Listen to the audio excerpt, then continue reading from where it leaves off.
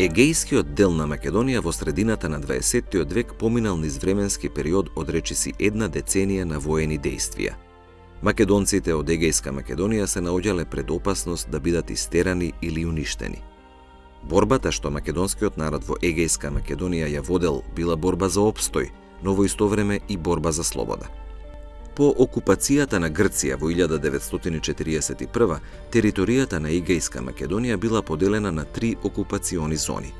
Источниот дел на Егејска Македонија потпаднал под бугарска власт, централниот дел со градот Солун потпаднал под германска власт, додека западниот дел бил окупиран од страна на Италија. Уште во 1941 година македонското национално ослободително движење во Егејска Македонија се консолидирало и започнало борба против новата окупација. Летото 1941 година биле формирани неколку партизански групи во Нигрицко, Кукушко и во Драмско. Како воено-политички сојузник, македонците се определиле за Комунистичката партија на Грција и подоцна ЕЛАС, кои декларирале дека ќе се борат за ослободувањето на Грција од тројната окупација и дека потоа ќе им дозволат нивно самоопределување. Како резултат на заедничката соработка, во септември 1941 година во источниот дел на Егејска Македонија било организирано Драмското востание во содејство на македонски востаници и грци по националност кои биле припадници или членови на Комунистичката партија на Грција. Со својата организаторска активност кај македонскиот народ во Егејска Македонија во временскиот период од 1941 до 1943 година се истакнале македонските дејци Трифун Хаџијанов во Воденско и Лазо Трповски во Костурско и Леринско. Во средината на април 1942 година била формирана и прва партизанска група во Костурско со командант Наум Пејов и комесар Коста Трповски. Во април 1942 година била формирана Македонската антифашистичка организација во Воденско, на чие чело застанал Вангел Ајановски Оче. По иницијатива на Лазо Трповски бил формиран македонски партизански одред во Костурско, а во февруари 1943 година бил формиран и Леринскиот партизански одред ВИЧ.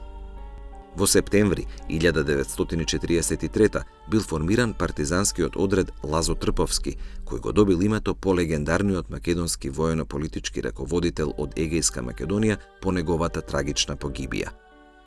Овој, но и другите македонски партизански одреди во пролетта 1944 година бил расформиран како резултат на лицемерната политика на Комунистичката партија на Грција по однос на македонското прашање.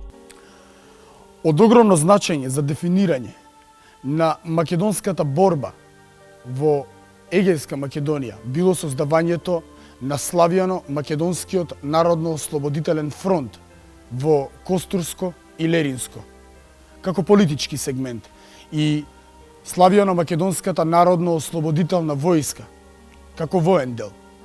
СНОВ бил формиран по преговорите помеѓу македонските воено-политички раководства од Егејска Македонија и Македонското биро на Комунистичката партија на Грција.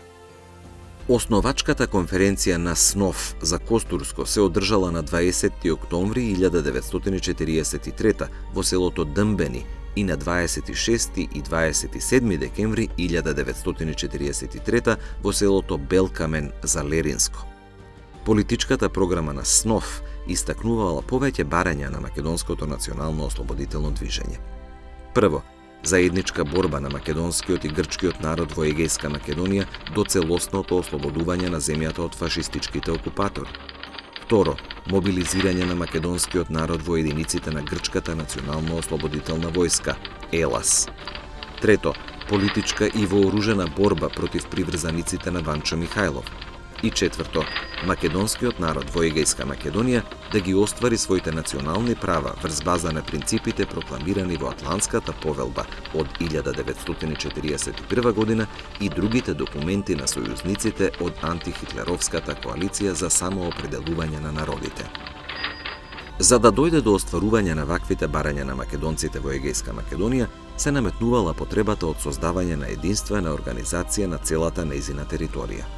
За таа цел бил одржан состанок на двете окружни организации на СНОВ во селото Црновишта, Костурско, на 28 февруари 1944 година.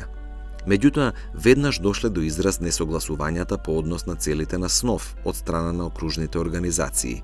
Костурските раководители на СНОВ го застапувале гледиштето дека Грција, по примерот на Југославија, треба да се организира на федеративен принцип и да биде составена од две републики – Народна република Грција и Народна република Егејска Македонија. Меѓутоа, поради негативниот став на леринските раководители на СНОВ, Петре Пилаев и Ставрос Кочопулос, кои сметале дека националните права на македонците во Егејска Македонија треба да се остварат во рамките на грчката држава, состанокот не успеал, со што му бил зададен сериозен удар на целите на македонското национално ослободително движење во Егејска Македонија. Во април 1944 година, Централниот комитет на Комунистичката партија на Грција, кој веќе подолго време преговарал со грчките десничарски партии за формирање на коалициона влада, донел одлука за забрана на активноста на СНОВ и разоружување на македонските партизански единици, што на грчките комунисти им било наметнато како еден од условите за учество во владата на национално единство. Македонските воено-политички раководители остро се спротивставиле на ваквата непринципијална политика на Комунистичката партија на Грција и одбиле да ја извршат одлуката. Конфликтот се заканувал да прерасне во вооружен судир со несогледливи последици на довчерашните сојузници. Наместо да ги преиспитаат своите погрешни ставови по македонското прашање, грчките комунисти, особено раководството на партијата, ги прогласило македонските раководители од Егејска Македонија за кодоши и предавници.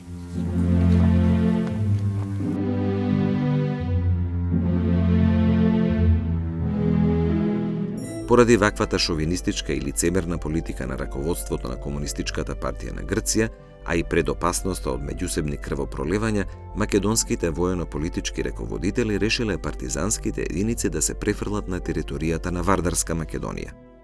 Во ноември 1944 година од двата батальона во Битола била формирана првата Егејска бригада со командант Илија Димовски Гоце и политички комесар Михаил Керамитчиев.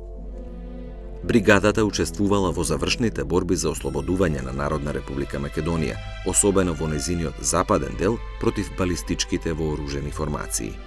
Во октомври 1944 година македонските воено-политички раководители од Егејска Македонија ја формирале политичката комисија на македонците од Грција.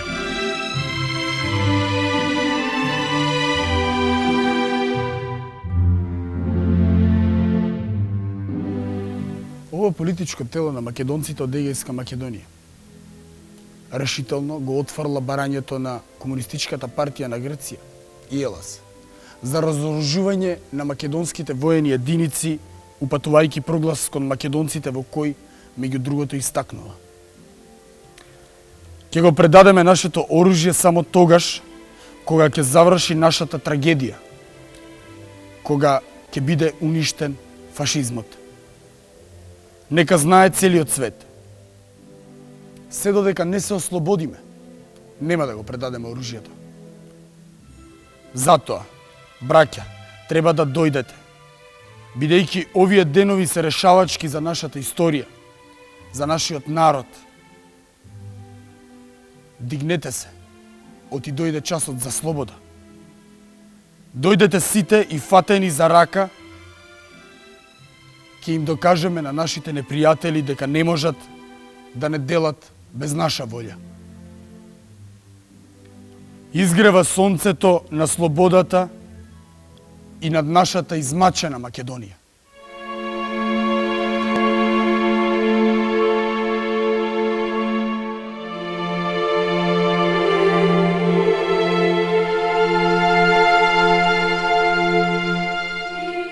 На 20. јануари 1945 година била формирана тајната ослободителна македонска организација во Воденско, а на нејзино чело застанал Вангел Ајановски Оче. Организацијата била создадена во време кога се случила англиската воена интервенција во Грција. Во своето 3-месечно постоење, ТОМО се залагала за национална рамноправност на македонците во Грција и заедничка борба со антифашистичките сили против странската интервенција. Оваа македонска организација во Егејска Македонија била поставена на строго конспиративна основа и била прогонувана дури и од Комунистичката партија на Грција и од ЕЛАС. По повлекувањето на германските воени сили во октомври 1944 година и во услови кога се надзирал крајот на Втората светска војна, борбените действија во Егејска Македонија под грчка власт не престанале. Во услови на масовен терор, убиства и грабежи од грчките владини трупи и англиските интервенционисти, а по капитулацијата на ЕЛАС, на македонскиот народ во Егејска Македонија му била потребна една организација која ќе започне решителна борба за ослободување. На 23. април 1945 година бил одржан основачки состанок на Народно-ослободителниот фронт. На него присуствувале делегати од цела Егејска Македонија, при што било избрано раководство на организацијата во состав Паскал Митровски, секретар, Михаил Керамитчиев, Џоџо Урдов, Атанас Коровешов, Павле Раковски и Минчо Фотев, како членови на потесното раководство. Исто така биле формирани и Народно-ослободителен младински сојуз и антифашистички фронт на жените. Во програмата на Народно-ослободителниот фронт, усвоена на првиот конгрес, биле определени основните цели на оваа македонска организација. Според првото начело, НОФ се борел за независност и демократија во Грција, во заедничко содејство на македонскиот и на грчкиот народ. Втората цел на НОФ била извојување на национална рамноправност на македонците со грците во рамките на една демократска грчка држава. Уште со самото основање на Народно-ослободителниот фронт, организацијата станала мета на напад од страна на грчката власт. Македонските активисти на Народно-ослободителниот фронт биле прогонувани и судени со старите грчки обвинувања дека се велепредавници, автономисти, комитаџии. Раководството на Народно-ослободителниот фронт ја прифатило новонастанатата политичка реалност која била вовед во граѓанска војна и започнало организирање на вооружени групи за отпор. По повод започнувањето на воениот отпор на македонците во Егејска Македонија, воено-политичките раководители на Народно-ослободителниот фронт истакнале проглас во кој, меѓу другото, се вели: теророт, страшните мачења, масовните екзекуции и интернации, логорите на ужасот, безсрамните силувања на македонските мајки, жени и сестри, воопшто систематското уништување на македонскиот народ, како нација, од органите на грчкиот окупатор, ни даваат природно право и императивно ни налагаат да се браниме со оружје. Формирањето на Народно-ослободителниот фронт било непријателски дочекано и од Комунистичката партија на Грција, која слично на владиниот режим ја обвинило НОФ дека е автономистичка организација и дека незините активисти се реакционери, припадници на странски разузнавачки служби и други дисквалификации. Сепак, поради драматичниот развој на настаните во Грција и поразот на ЕЛАС, како и воспоставувањето на монархијата и фалсификуваните избори и победата на грчката десница, Комунистичката партија на Грција полека го менувала односот кон Народно-ослободителниот фронт и се обидувала да најде начин за соработка со довчерашните верни сојузници од Втората светска војна, македонците. Првите контакти помеѓу Народно-ослободителниот фронт и Комунистичката партија на Грција за обединување биле направени во април 1946 година.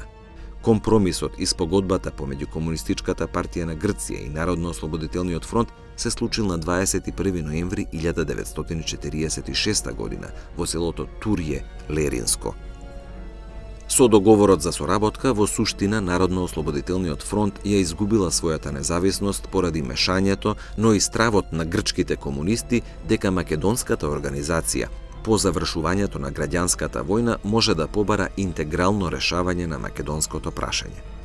Оваа спогодба била штетна за целите на македонската борба во Егејска Македонија и таа не ги одразувала нивните желби и стремежи.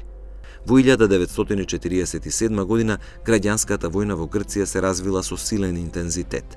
Левичарската ДАГ се наоѓала во офанзива и нејзините воени единици успеале да создадат голема слободна територија која се простирала во Егејска Македонија. На слободната територија населението било претежно од македонска националност.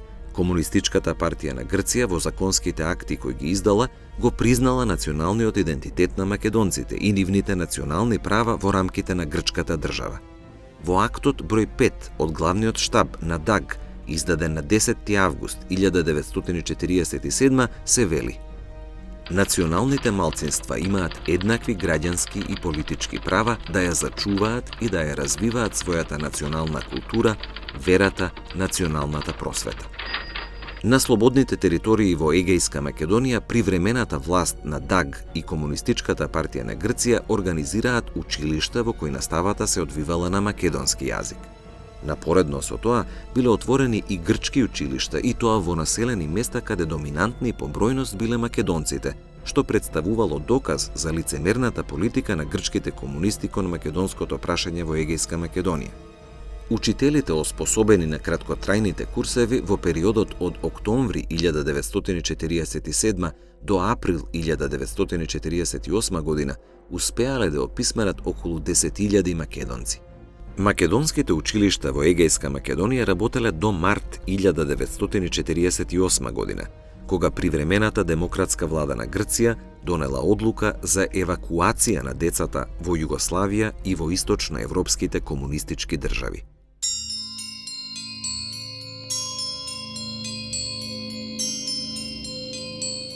Во 1948 година граѓанската војна во Грција се наоѓала на пресвртница. Вмешувањето на САД со воени сили на страна на десничарската влада ја ставило ДАГ во подредена позиција и во целосна дефанзива. Во едни такви услови се одржал и првиот конгрес на Народно-ослободителниот фронт, на кој генералниот секретар на Комунистичката партија на Грција, Никос Захаријадис, успел да наметне луѓе кои започнале да ја спроведуваат политиката на грчките комунисти по однос на прашањето на Егејска Македонија. Како резултат на ваквата политика била создадена и фракција во Народно-ослободителниот фронт која направила уште поголем раскол во македонската организација. И раководителите на Народно-ослободителниот фронт започнале да се разидуваат во поглед на конечната борба на македонците во Егејска Македонија. Резолуцијата на Информбирото против Југославија во јуни 1948 година и послужила на Комунистичката партија на Грција како добар изговор за пресметка со автохтоното раководство на Народно-ослободителниот фронт. Раководството на грчките комунисти донело одлука за исклучување на Паскал Митровски и Михаил Керамитчиев од раководството на Народно-ослободителниот фронт, со што оваа македонска организација целосно потпаднала под контрола на активисти кои ја следеле политиката на Комунистичката партија на Грција по македонското прашање. Во обид да се привлечат што повеќе македонци од Егејска Македонија, во момент кога се ближи крајот на војната и поразот на левичарската грчка армија, на вториот плениум на Народно-ослободителниот фронт, на 3 февруари 1949 година, во усвоената резолуција под влијание на грчките комунисти, меѓу другото се барало и интегрално решение за македонското прашање. Вториот конгрес ќе биде конгрес за прокламирање на новите програми и принципи на Народно-ослободителниот фронт, што представуваше вековен стремеж на нашиот народ. Ќе го прокламира обединувањето на Македонија во една единствена, независна, рамноправна македонска држава во рамките на Народно-републиканската федерација на балканските народи, што ќе представува реализација на неговиот сон низ многогодишните крвави борби.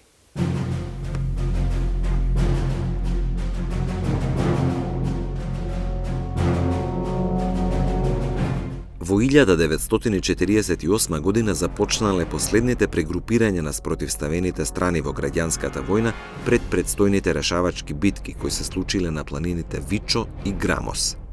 За да се заштитат од ужасите на војната, привремената демократска влада на Грција донала одлука да бидат евакуирани децата од подрачјата кои се планирало да бидат зафатени од најголемите битки. Постапката за евакуација на децата од левичарската влада, меѓу кои имало и македонци и грци, започнала во март, а завршила во јуни 1948 година. Најголемиот дел од нив биле испратени во Југославија и земјите од поранешниот источен комунистички блок.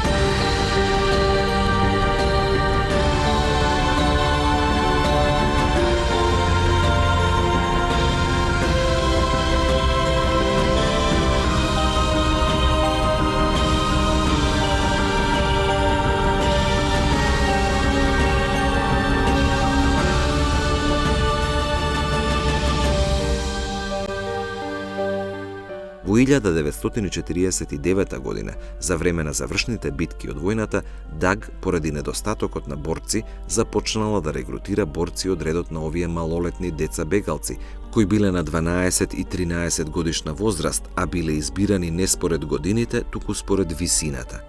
На овој нечовечки и нехуман гест реагирале голем број македонски мајки од Егејска Македонија, особено од Костурско, кои и писмено се обратиле до раководството на Комунистичката партија на Грција и ДАГ да не ги испреќа нивните деца на фронтот и да ги врати кај родителите. Под притисок на меѓународната заедница и на родителите на овие деца, раководството на ДАГ се откажало од овој бесмислен потег. Во март 1949 година бил одржан вториот конгрес на Народно-ослободителниот фронт, кој со своите решенија и одлуки во услови на инфериорна позиција на ДАГ немал некое големо значење за развојот на Народно-ослободителната војна на македонскиот народ во Егејска Македонија. Од Конгресот бил упатен проглас до македонскиот народ да ја продолжи борбата против грчкиот монархофашизам до конечната победа. За да се создаде впечаток дека Комунистичката партија на Грција ја поддржува борбата на македонскиот народ за слобода, во април 1949 година Паскал Митровски бил назначен за министер во привремената демократска влада на Грција, што повеќе имало символично значење отколку некаква суштинска промена во ставовите кон македонците од Егејска Македонија. По поразот на единиците на ДАГ, воено-политичките раководители на Народно-ослободителниот фронт се повлекле на територијата на Албанија. За да се оправда поразот на ДАГ, под влијание на генералниот секретар на Комунистичката партија на Грција, Никос Захаријадис, на 3 октомври 1949 година албанските власти ги уапсиле Паскал Митровски, Павле Раковски, Минчо Фотев, Евдокија Балева Вера, Уранија Пировска, Ташо Хаджијанов, Ламбро Чолаков, Христо Коленцов Кокинос, Лазо Поплазаров и Темистокли Зиовски, сите активисти во раководството на Народно-ослободителниот фронт. Уапсените раководители на Народно-ослободителниот фронт од страна на главниот штаб на ДАГ и Централниот комитет на Комунистичката партија на Грција биле обвинети дека се Титови агенти, империалистички шпиони и дека работат за Југословенската разузнавачка служба, со што директно се обвинувале Југославија, грчката десничарска влада, САД и Велика Британија дека создале некаков вид на заговор против ДАГ. Албанската служба за државна безбедност Сигурими, уапсените раководители на Народно-ослободителниот фронт со брод ги испратила во СССР, каде им се судело за наводно предавство против грчката левичарска влада и армија. Со тоа фактички престанала активноста на Народно-ослободителниот фронт и другите македонски организации, иако формално оваа македонска организација постоела до 1952 година. Завршувањето на граѓанската војна во Грција имало трајни последици по македонскиот народ во Егејска Македонија. Со тоа завршило едно поглавје од историјата на македонците од Егејска Македонија. Поглавје со 3 војни, многу човечки жртви и материјални разрушувања на штета на македонскиот етнички елемент. Трагичниот биланс од граѓанската војна бил околу 20 до 30.000 раселени македонци надвор од Егејска Македонија и околу 21.000 загинати и десетици населени места кои за секогаш исчезнале од картата на овој дел од македонската земја. Во период од една деценија на војни, македонскиот народ во Егејска Македонија скапо ја платил својата желба за слобода. Желба која не се остварила за тоа парче од етногеографската територија на Македонија.